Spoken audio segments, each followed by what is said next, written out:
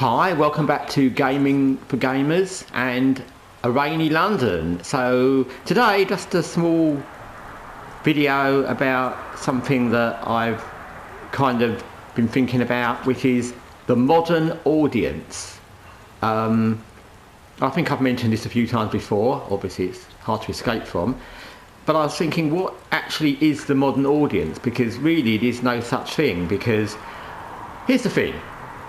Everyone listening to this and everyone who's playing any game or watching any game or watching any series or watching any movie or doing anything is a modern audience person, because it doesn't matter what age you are, because that's diversity.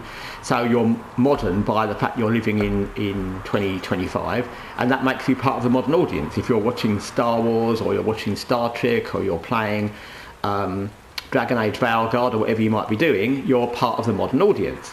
So the modern audience is everyone who's involved as an audience, surely.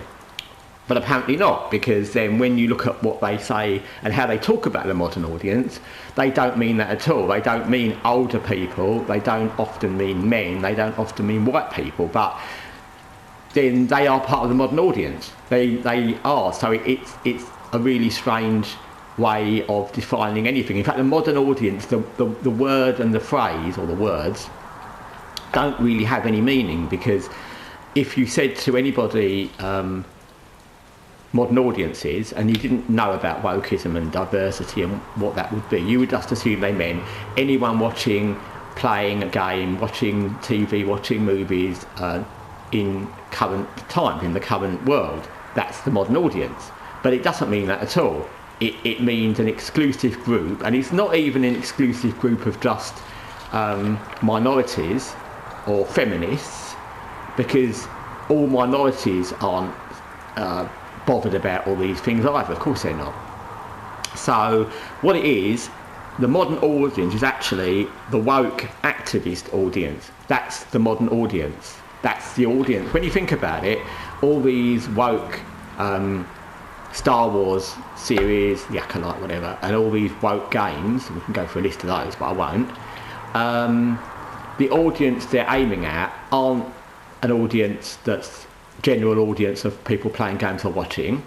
It's not an audience of people. It's not aimed at an audience of people they want to kind of teach, because they're doing it in an older white male gamer way, for example, in gaming. So they're not. That's not their audience.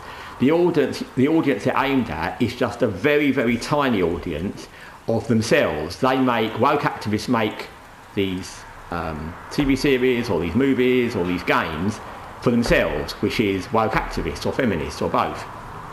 And the only audience they're aimed at are them, because nobody else is going to want to play them and no one else is going to like them.